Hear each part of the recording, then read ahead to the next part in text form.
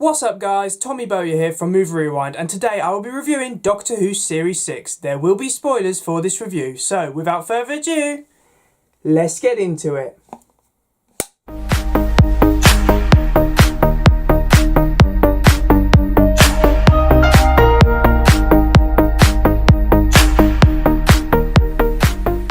Doctor Who Series 6 stars Matt Smith as the 11th incarnation of the Doctor, while Karen Gillan and Arthur Darvill star as his companions Amy Pond and Rory Williams.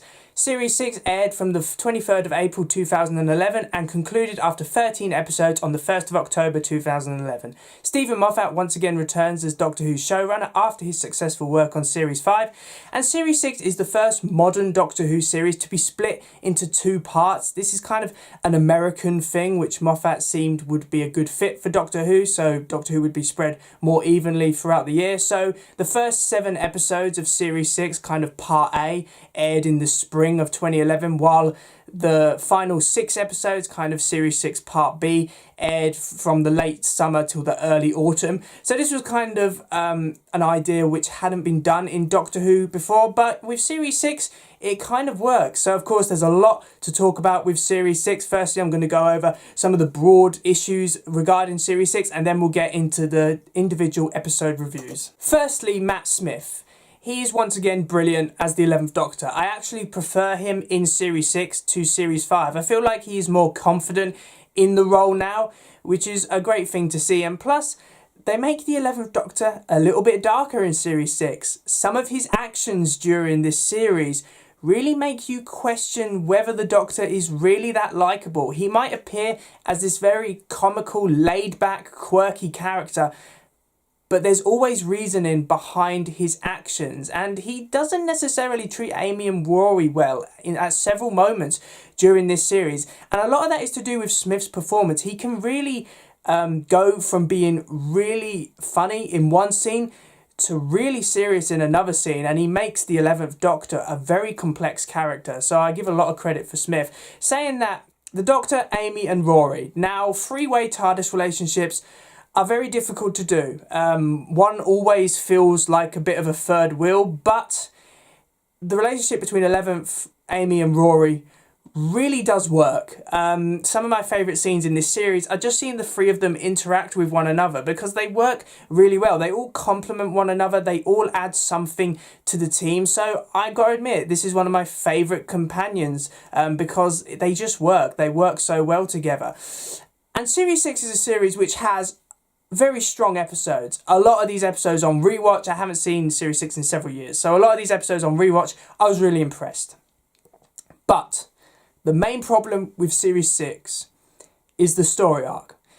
Now, Steven Moffat, I think, was trying to be very ambitious with Series 6. He wanted a story arc which would stun viewers, and it gets off to an incredibly good start. I mean, we see the Doctor's death, we see Amy and Rory and also River Song, portrayed brilliantly by Alex Kingston, return to watch the Doctor die. And then the rest of the series is trying to figure out what led the Doctor to be killed, who was the Doctor killed by, and how is he going to overcome this. And that was great. There was a lot of guessing, there's a lot of red herrings throughout this series, and also some amazing plot twists revolving around Amy being pregnant and the revelation of who her daughter is. So there's a lot of amazing plot twists which work.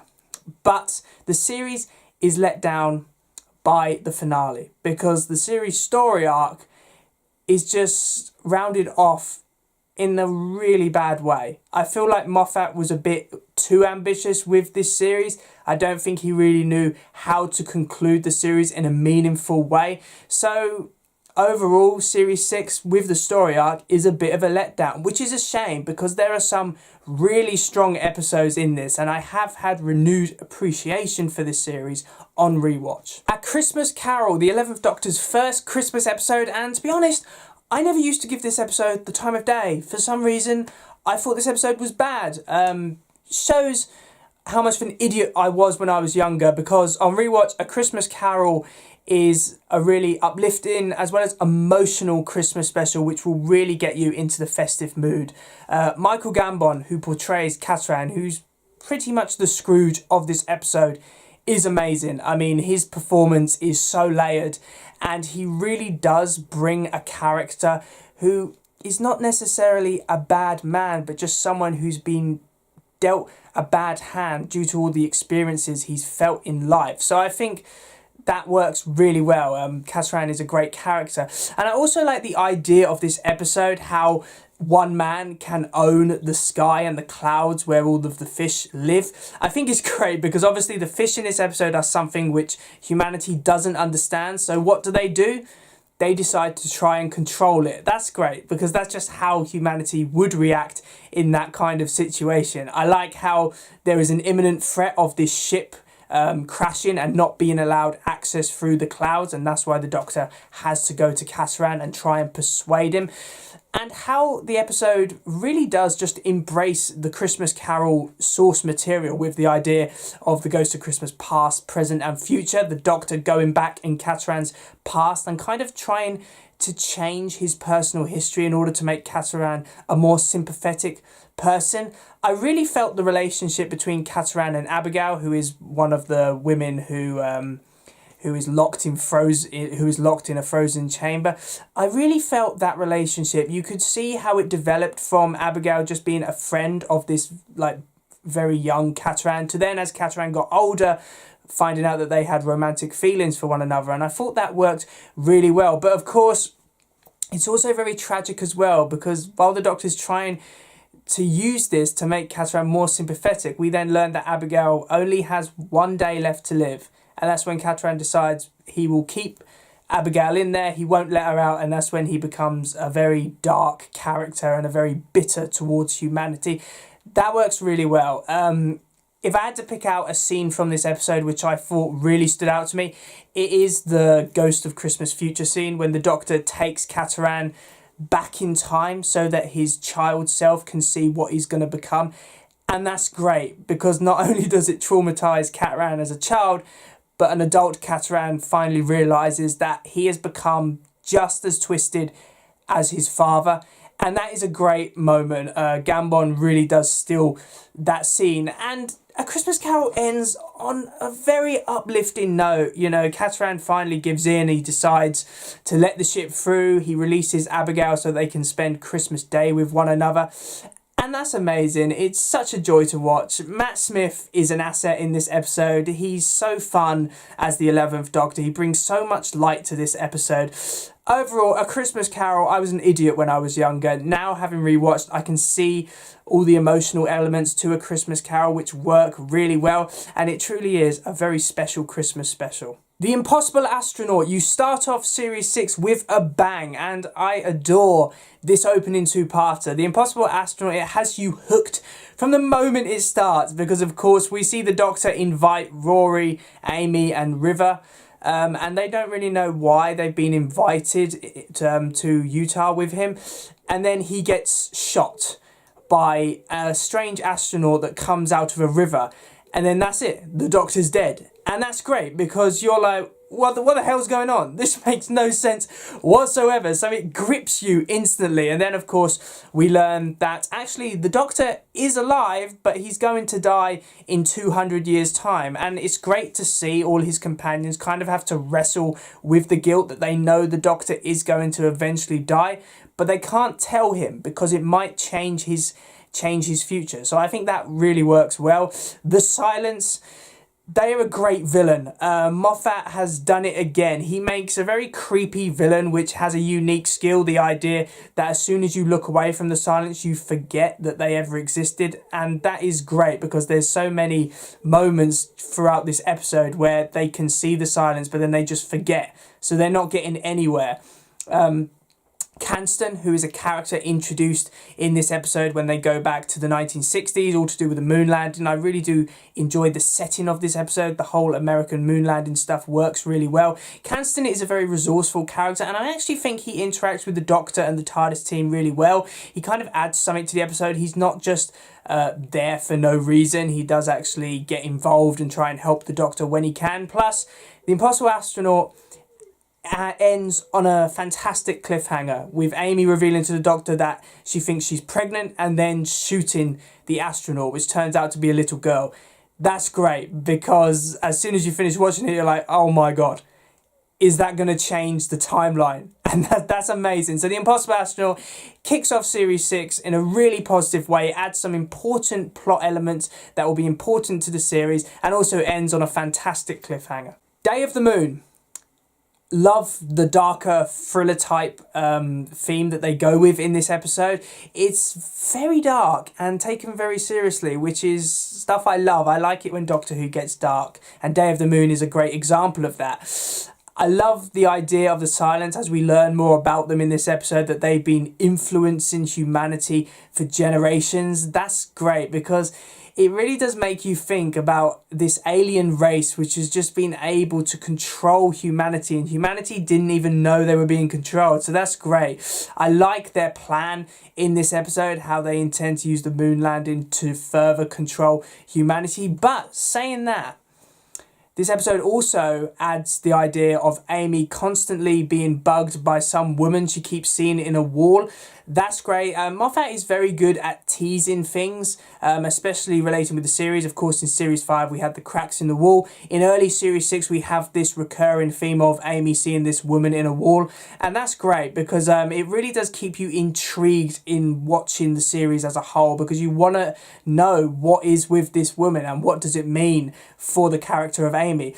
Plus, I love the ending of this episode, how Canton records one of the silences basically saying kill us, and then that is played over the moon landing, which is great because obviously the moon landing had record viewing figures at the time, so nearly all of humanity was watching the moon landing. So they then learn that whenever they see a silence on the silence's own instructions, they kill them.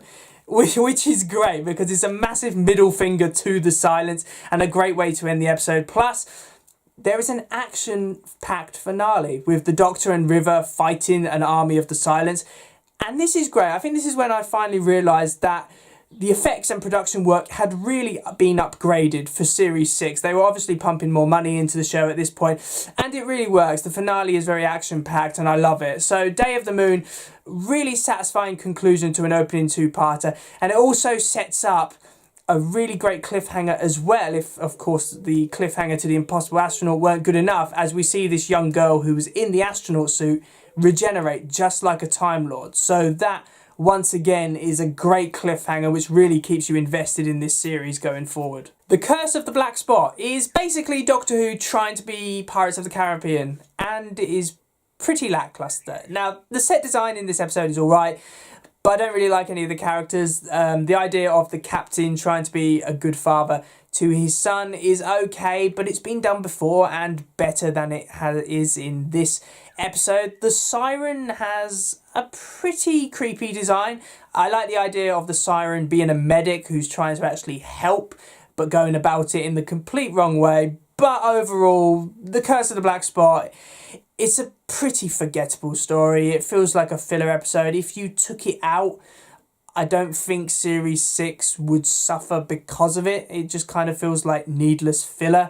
So yeah, The Curse of the Black Spot, pretty average at best, I'd say. The Doctor's Wife is a great love letter for the Doctor's most consistent companion, the TARDIS. The TARDIS having a human form, temporarily at least, is great. I love the conversations between the Doctor and TARDIS, especially the quote where the Doctor's like, oh, you don't always take me where I want to go, and the TARDIS like, yeah, but I always take you where you need to go. And that's great because, of course, the TARDIS several times has taken the Doctor to locations he doesn't want to go, and he's always got involved in the affairs there. And now it's like, that's fixed that plot hole because, of course, the TARDIS acts on its own accord and takes the Doctor where he's needed most. So I really do enjoy that. House, which is an entity which takes over the TARDIS, is great, voiced by Michael Sheen. He adds so much personality to this character, and the mind games he plays with Amy and Rory in the TARDIS are intense. I mean, it does get dark at times, so I do like this episode for its darker edge, I have to admit. I also love the ending of this episode, how the TARDIS ends up saving the day. It takes back control, kicks out House, and then we get that great scene between the Doctor when he's alone with the console and it starts working on its own and taking the Doctor to locations. And that's great because I think it really does show the special bond which exists between the Doctor and the TARDIS. So The Doctor's Wife, a really enjoyable episode. It's a love letter to the TARDIS and it just works really well. The Rebel Flesh is the start of a very thought-provoking two-parter, and I have renewed appreciation for this two-parter because of the themes it's trying to convey. Now, the flesh itself, they have quite a creepy design, but I think the actual idea of the flesh is very interesting because, of course, we have two sets of humans. We have the original humans who are in the factory, and then we have the flesh, which have all of the knowledge and feelings and personality of the humans. And then there's an interesting debate over what is and is not life. Is it the humans or is it the flesh? Who has the right to that life? And I think that's great. The confrontation scene between them when they're trying to interact and the Doctor is trying to get them to work together and sort out their differences, or lack thereof, should I say, is great. And it also shows how humans just cannot get along because, of course, they end up killing one of the flesh, which then makes the flesh realise that actually, you know what, we can't get along with these people. We have to revolt against humanity and establish a world where the flesh is in charge. So I think that's great because it just shows, especially during negotiations, that humanity will just always think of itself first and other beings later. So I think that works really well. Parts of this episode do feel like setup. There's a couple of issues with pacing, I would say. It does drag in certain places. Plus, some of the acting with the characters that are introduced in this episode are not necessarily the best. I mean, it's never a problem. It's passable acting, but I've just seen better acting in other Doctor Who stories. The cliffhanger is quite good when we learn that the Doctor also has a flesh counterpart. I think that adds some quite unique commentary. But that's, of course, just a cliffhanger in this episode, so it doesn't really add that much to this episode as a whole. Saying that, though, I really like the location of this episode. The idea that they're on an acid plant and acid starts spraying everywhere, because that just adds some much-needed tension to the episode, because, of course, not only do they have the flesh to deal with, but there's also acid spewing out everywhere. So, overall, you know, it's an okay episode. I do have a few problems with it, but it does feel like quite a lot of setup. The Almost People is a lot more intense and exciting than the Rebel Flesh, mainly because it just ups a gear with the flesh trying to hunt the humans down, and basically both sets are trying to look after themselves, and that's great because obviously they're both the same person. And there's a great scene when the leader of the humans says, we need pickup, and I'll type in this code and you can only allow us on if we know this code. But of course her flesh counterpart has exactly the same mind as her, so she knows exactly what the code's going to be. So I think that's great because it shows that there's really no differences between the humans and the flesh. They're exactly the same person.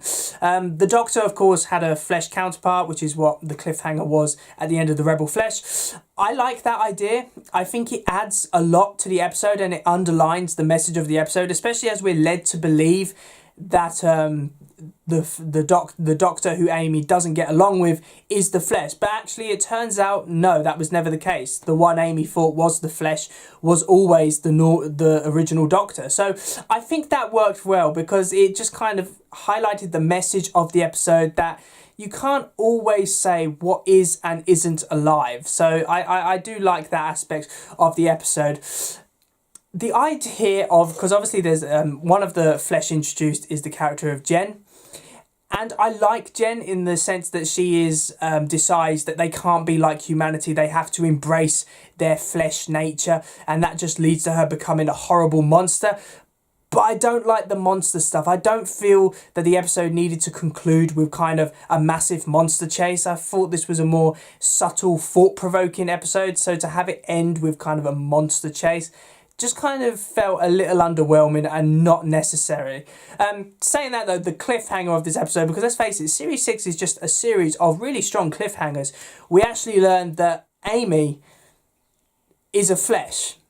And actually the real Amy has been in seclusion for months, pregnant. And the woman who Amy's been seeing looking through walls is actually constantly checking up to make sure she's okay and that there's nothing wrong with her pregnancy.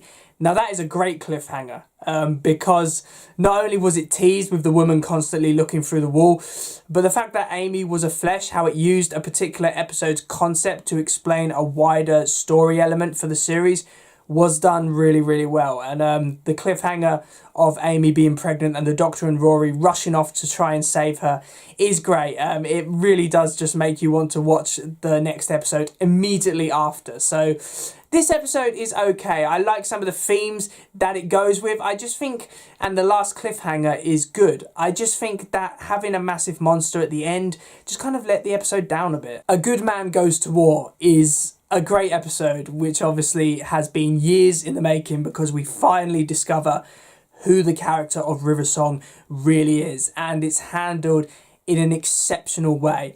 Now, I love the idea that Amy and Rory's daughter Melody is part Time Lord because she was conceived in the TARDIS. That's an interesting twist and explains why this organisation wants Melody Pond. I love the fact that the Doctor gets all of the characters who owe him a debt to come with him to help him rescue Amy and Melody from Demon's Run. I think that works really well. And the characters that are introduced to help him in this are mostly decent. Lady Vastra and Jenny, I enjoy. I think they're quite cool characters. But Drax is a massive letdown to Sontarans because he makes the Sontarans comedic. And before this, they were quite a formidable race. But after Drax, I struggled to take the Sontarans seriously. So yeah, not a massive fan of Drax, but I like Madame Vastra and Jenny. I think they're pretty cool characters. The battle of Demon's Run against the Headless Monks is a really strong battle.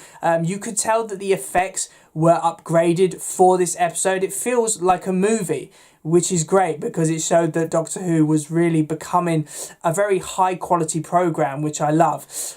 The idea that Melody Pond, or who they think is Melody Pond, is actually a flesh counterpart, and Melody was actually taken quite a while ago. That is a devastating scene, and Karen Gillan's performance as Amy when she realises that is just so heartbreaking. You really do feel for the characters in this episode. And obviously the cliffhanger with River Song being revealed to actually be Melody Pond is just done so well. The setup, the pacing, it's so right. And after you've watched it, it makes so much sense as well. So A Good Man Goes to War is a fantastic episode.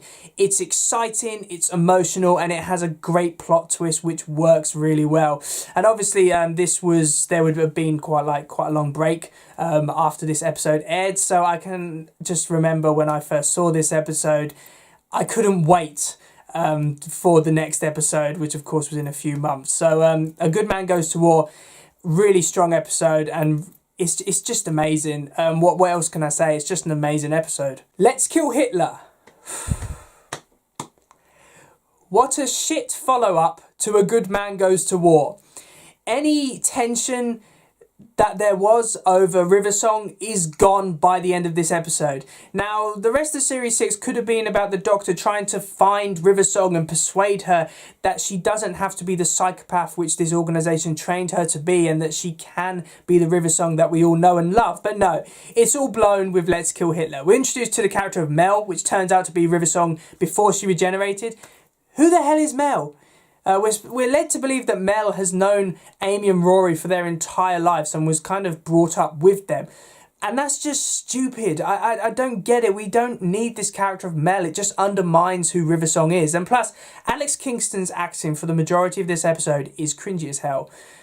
With River Song, being this psychopath who kisses the Doctor with poison and then the Doctor's dying. I don't know. I just really didn't like that idea, because actually we've seen the Doctor's death early on in this series, so we know the Doctor isn't going to die. So that's just daft. And of course then River Song miraculously changes her mind and decides, you know what? I'm going to save the Doctor using the last of my regeneration energy. And that's just daft. I'm sorry. It could have been really interesting seeing River Song become the character that we know, but they just blow it with Let's Kill Hitler. So yeah, I'm not a fan of Let's Kill Hitler. The whole concept of actually killing Hitler, which is a very limited part of the episode, is just daft. It's not even that funny. The only thing Let's Kill Hitler introduces is the Tesselector, of obviously this machine which can disguise itself as other people, which is manned by shrunk people who are going back in time to kill figures who they believe have committed crimes against humanity. And, it's not even that interesting, but it becomes an integral part of the series going forward. So, Let's Kill Hitler, it was a sign of things to come. Series 6 was slowly descending, and its story arc was not going to recover after this. Night Terrors. Now, Night Terrors has a really bad reputation, but I have a soft spot for it. I can appreciate it's a very creepy episode, which also has a really good message with the Doctor trying to help a dad, Alex, connect with his son George, who has nightmares and is basically scared of everything. I also think it's a good twist that George is actually an alien, and because he is an alien, he's managed to lock everything he doesn't like into this little doll's house, which is then infested with creepy dolls, and the dolls are very creepy. And there's also a great song used throughout this episode, TikTok Goes the Clock, which just adds to the creepy atmosphere of this episode. Night Terrors does have some issues with writing, and I can understand why some people don't like this episode. It can be cheesy in some places, but you know what? I'm a fan of Night Terrors. I like the creepy atmosphere to it, and it does have some quite nice moments to see, especially when you see George and Alex finally connect with one another. So I am a fan of Night Terrors. What do I say? What can I say? I don't think it's that bad of an episode. The Girl Who Waited. Finally, Rory. Finally, you got an episode which is revolved around you. And what an episode. The idea of The Girl Who Waited, where Amy goes through like a time jump which is different to the Doctor and Rory, and they actually leave her behind for over 40 years. And this is a very conflicting episode, especially for Rory, because he kind of bonds with this older version of Amy, and of course this older version of Amy knows that if the Doctor and Rory get the younger version of Amy out, then she would have never existed. So there's a lot of conflict over this paradox and whether the Doctor can allow for two different versions of Amy to survive in the same timeline. So I really do like the idea of this episode. Rory is a really great character throughout this episode. I love his conflict with the Doctor, and this is one of those episodes which I mentioned earlier on, where the 11th Doctor's motives can really be brought into question, because he knows that the two versions of Amy's can't coexist. It's just not possible. It would create a paradox which the TARDIS would not accept. So once they've rescued the younger version of Amy, got her back to the TARDIS, he then closes the doors and says to Rory, we can't have her back. We can't have the older version of Amy in this TARDIS. We have to leave her behind. And that's great, because it adds a lot of darkness to the 11th Doctor, how he lied in order to get what he wanted. So that works very well, and there's a great touching goodbye scene between Rory and the older version of Amy. It shows that even though Amy had been left there for 40 years, she still had very strong feelings for Rory. So I really like A Girl Who Waited. It's an interesting episode. It brings the Doctor's motives into question quite a lot, and there is a lot of conflict between the Doctor and Rory over the course of this episode. So The Girl Who Waited, really good episode which questions the character of the Doctor as a whole. The God Complex, my favourite episode from Series 6. It's a very thought-provoking episode which has some great directing, actually. There are a lot of shots in this episode which are from the monster's point of view, and that just adds so much tension to the episode. And actually the idea, the concept of the God Complex is really interesting, that there's this hotel which every room has someone's fear, and if you open the door and find this fear, then this Minotaur creature will hunt you down and kill you. And I really like that concept, because it really does beg to the question, what is your biggest fear? Because you don't really know what your biggest fear is until you've seen it, and then you realise that it couldn't be anything else. Now, I like some of the characters introduced in this episode, especially Rita, who is a nurse who we find who's in the hotel. I could have actually seen Rita becoming a full-time companion. That's how good her character is, and I love the scenes between her and the Doctor. They're really good together. And actually the Minotaur is a very interesting character, because obviously the Minotaur is just doing what it's been programmed to do, what the hotel is supposed to do. He doesn't actually want to. He just wants to die. And if anything, he tries to help the Doctor. He tries to help the Doctor to try and prevent him from killing other people, which I think is really good because it kind of makes the Minotaur an anti-hero in some ways, because he doesn't want to kill. He's just doing what he knows he has to do. And I also love the plot twist in this episode, how the Minotaur doesn't actually prey on fear. He preys on faith. The idea that once you're confronted with your biggest fear, the first thing you fall back on is your faith, and it could be in anything. And that's great, because you can tell that the Doctor's been telling everyone to just have faith, you know, to have hope, when actually he was wrong. He shouldn't have been doing that. And I can understand by the end of this episode, once they defeat the Minotaur and realise that the hotel was actually a prison for this creature, that he learns that actually he's been putting Amy and Rory in so much risk that it's finally time to leave them. And I really like the end of this episode, because unlike previous companions when they left, with this it is just like the Doctor's like, look, I really enjoy travelling with you, but something's going to happen to you sooner or later, and I don't know if I'm going to be able to deal with that, so I'm leaving you while I can. And I really enjoy that, because it's something different. Amy and Rory wouldn't have left the Doctor, so the Doctor's left them. So the God Complex is a really interesting story. The Minotaur is a great character. Some of the characters also introduced in this, especially Rita, I could see being a full-time companion, and I like how the story ends as well, with the Doctor deciding to leave Amy and Rory behind while he can. Closing time is mindless filler and nothing more. Doctor Who brings James Corden back to the role of Craig from Series 5, and I like the Doctor and Craig together. Smith and Corden clearly have good chemistry, and there are some funny moments, but the idea of Craig having a baby and wondering whether, you know, he has what it takes to be a dad, it gets boring quickly, especially as the Doctor can speak baby language. The Cybermen are the villain in this episode, and it's a bog standard Cyberman story. They're trying to convert and upgrade humanity, and there's no real stakes in this episode. You don't feel any tension. Plus, how this episode ends, how they defeat the Cybermen, is stupid. The idea that once Craig hears his baby crying, he's powerful enough to defeat the Cybermen. And I don't know why, that was just daft. I mean, when you're converted to a Cyberman, we're led to believe that all your emotions go and there's nothing you can do. But in this episode, it's like, no, because if you hear your baby crying, then yeah, you'll have what it takes to prevent yourself from being converted into a Cyberman. So yeah, closing time, it was needless filler, and to be honest, I'm going to be talking about the series finale in a bit. This episode, out of all of Series 6, is the one they should have dropped, because it adds nothing to the series. It's just pointless filler. It's a forgettable story which could have appeared in any series of Doctor Who. Yes, it brings James Corden back, but it's not that impressive. The Wedding of River Song is one of the most bizarre and disappointing finales in Doctor Who's history. I've never been a fan of The Wedding of River Song, because Series 6, of course, has been setting up the idea that the Doctor is going to die.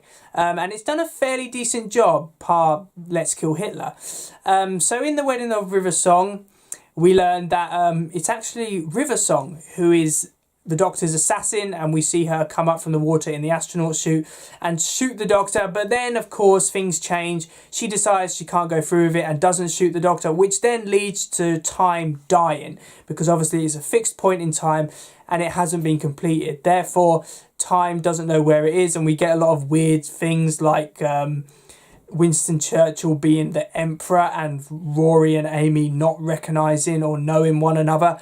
The Wedding of River Song is bizarre. I mean, the idea that if the Doctor and River touch one another, then they'll be able to correct it is okay. I mean, it doesn't make a lot of sense, but then none of this episode really makes a lot of sense. And then, of course, they have a wedding ceremony because the Silents are attacking them, and they defeat the Silents and run to the top of this massive pyramid and then decide, oh, they'll touch one another, but they won't only touch one another, they'll get married while they're going along with it. Why? I don't know why, but them getting married made no sense in the context of this episode. I mean, surely if they touch one another, then that would have been it. They could have dealt with the problem, but no, they had to take the time to get married first, which, if anything, puts them more at risk. And then we learn that the Doctor's death was a massive cop-out. He didn't actually die. They bring back the Tesseract from Let's Kill Hitler, and that is what gets killed. It looks like the Doctor, so that is how the Doctor avoids death. And I don't know why, I always thought this was a cop-out. An entire series building up to this moment, and that's how they get out of it. It just doesn't make a lot of sense, especially when the Doctor's death's supposed to be a fixed point in time, so I don't understand, even if they fake it, you know, does that mean that it's no longer a fixed point in time? I don't understand that. Maybe my mind's not right, but I don't understand that. And I can think of better ways. I don't know why, but you could have brought back the Doctor's flesh counterpart. You know, maybe that could have been used. I don't know. Obviously, I'm not a writer, but I just think that the idea of the Doctor's death being the Tesseract was just a bit stupid and far-fetched. Overall, The Wedding of River Song is a massive letdown. It lets down the series as a whole, because obviously all of these plot threads which had been building up eventually culminate in this mess of a series finale. And I think I might have the answer. The Wedding of River Song should have been a two-parter. I think if it was a two-parter, the characters would have had more time to breathe, the plot could have been more focused, and Moffat might have come up with some ideas which would have made sense. Because obviously for some reason he decided to do it in a standard 45-minute episode. I just don't get it. He let this series down. I think he was trying to be a bit too ambitious.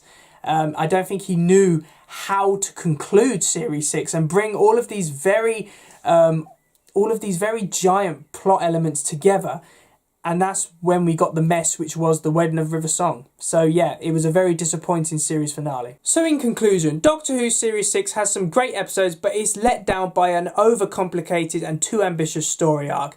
The series gets off to a really strong start. The opening two-parter establishes the idea of the Doctor's death and Amy's supposed pregnancy, which really does keep viewers invested throughout the series, and the Part A of Series 6 is decent, especially A Good Man Goes to War. That deals with the revelation of River Song being Amy and Rory's daughter really well. That had been building up for a number of years, and it was handled in a really good way. Where the series starts to fall apart is with Let's Kill Hitler. You could have had the River Song playing an important element throughout the rest of Series 6, but Let's Kill Hitler just kind of resolves all those things in 45 minutes in a really disappointing way. And then, of course, the finale, The Wedding of River Song. In a single episode, Moffat tried to deal with all these massive plot elements, and he just couldn't deal with it. And then we were left with a really bizarre mess, which was The Wedding of River Song. So the story arc for Series 6 is not good, which is a shame, because the episodes, some of these episodes are great. I love episodes like The Doctor's Wife, The God Complex, The Girl Who Waited. They're amazing. And I even have soft spot for episodes such as Night Terrors. Where Series 6 falls flat is with the story arc. Moffat, you did your best, and actually I have a lot of respect for you for trying to give us a really interesting story arc. But I think you just went a bit too close to the sun and you got burnt. So overall, Series 6, I'm going to give it a silver ranking. I like Series 6 by and large. It has some great episodes, some of my personal favourites. But the story arc lets this series down big time. So thanks for watching, guys. I really do hope you enjoyed my Doctor Who Series 6 review. Please remember to like, comment and subscribe in order to receive great and maybe even improved quality content in the future. And I will see you in August, where I will be reviewing Doctor Who Series 7. So, see ya!